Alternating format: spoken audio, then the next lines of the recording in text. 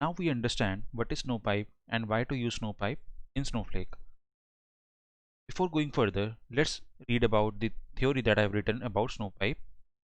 SnowPipe enables loading data from files as soon as they are available in a stage. Right now I'm talking about the stage which is external stage because we are loading the data from AWS S3 to Snowflake. So for Snowflake, AWS is an external location.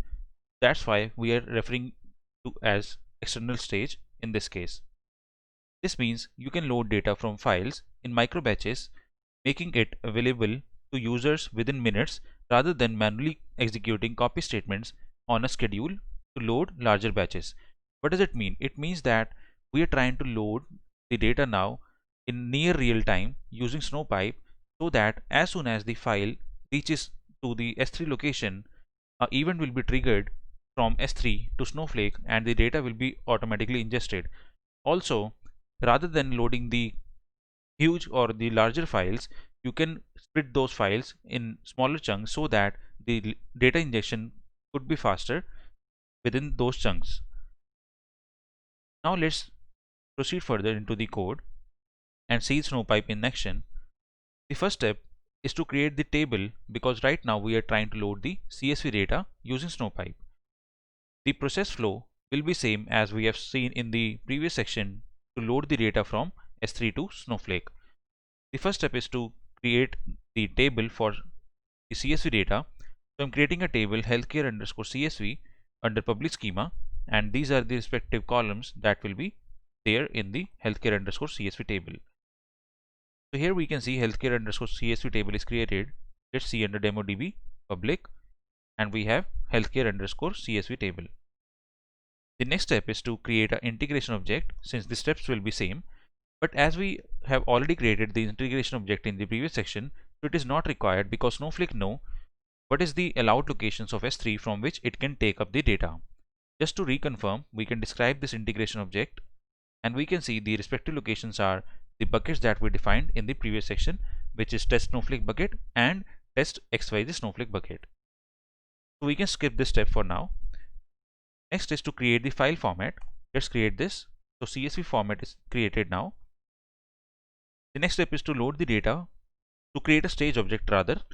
So I have to create a external stage object to point to a specific S3 location from which my CSV data can be picked up by SnowPipe.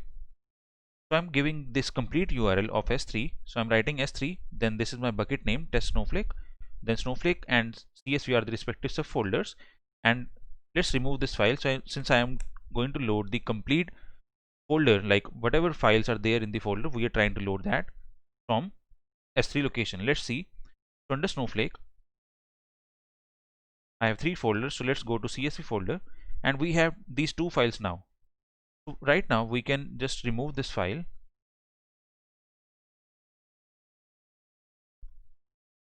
Okay, so we just now have healthcare underscore pipe underscore .csv file. So let's see. .csv file will be loaded from this location CSV folder. As you can see, test Snowflake, Snowflake and CSV. If I go to S3, you can see that this is the location from which we are trying to pick up the data. Now let's go back and see the next step. The next step is to actually create the pipe. To create a pipe, what we have to write, we are writing create pipe to automate data injection from S3 to Snowflake. So the syntax is create or replace pipe. This pipe keyword means we are telling Snowflake that we want to create a snow pipe. Then we have to specify the location at which we want to create the pipe.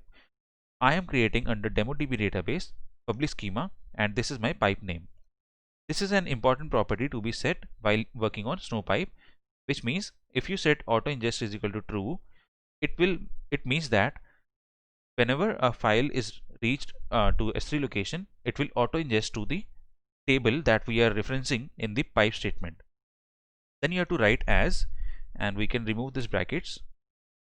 Then after as, you will write the actual copy command. This is the same copy command that we used while loading the data from S3 to Snowflake in the previous section. So we are writing copy into healthcare underscore CSV, the table that we just created from the stage object that is the stage object that we have created above.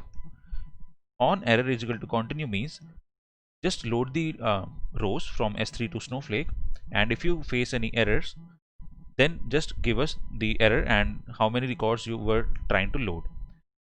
So these kind of metrics will be returned if you use on error is equal to continue. So this means if there is any error while loading the rows, it will skip those rows and it will continue to read on more rows and load it into Snowflake.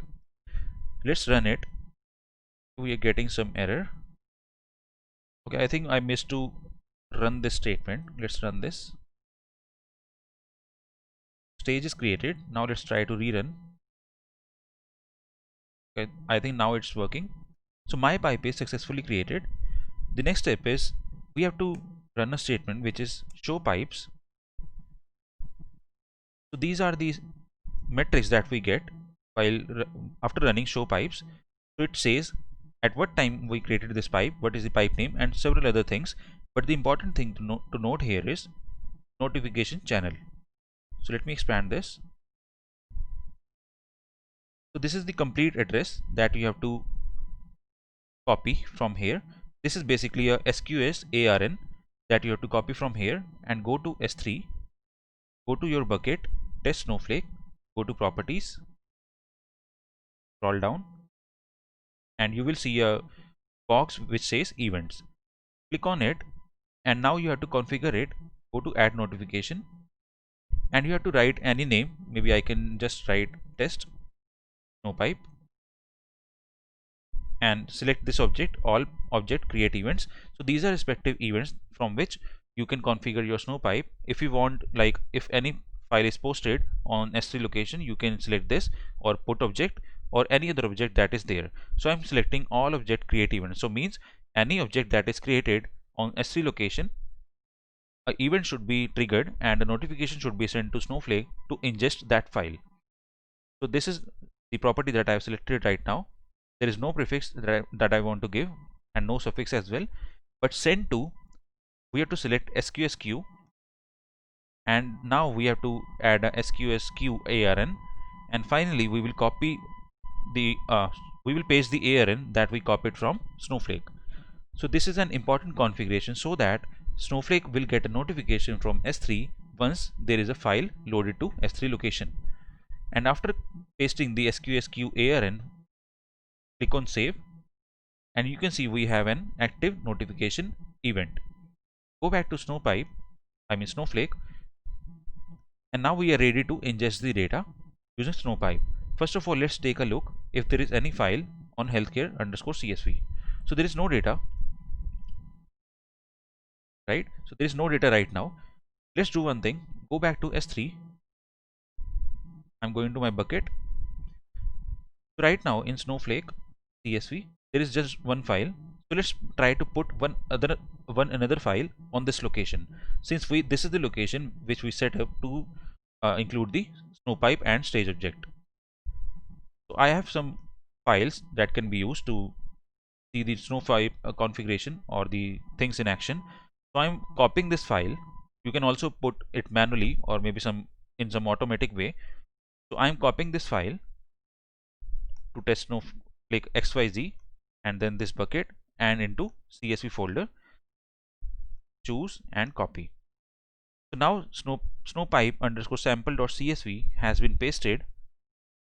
Go to Snowflake CSV, and yes, this file is pasted here, and an event must be triggered by S3 to Snowflake so that Snowflake now know what all files I am able to ingest now, like what all files are available for Snowflake to ingest from S3 to load data on Snowflake table. Let's select star from healthcare_CSV. It takes some time to load the data, so let's wait. Let's try it again. I think the data is loaded. Yes, so data is loaded now. We can see that 75 rows from the file that was placed on S3, which is snowpipe_sample, has been loaded to Snowflake. So you can see the data that has been loaded from CSV automatically using Snowpipe.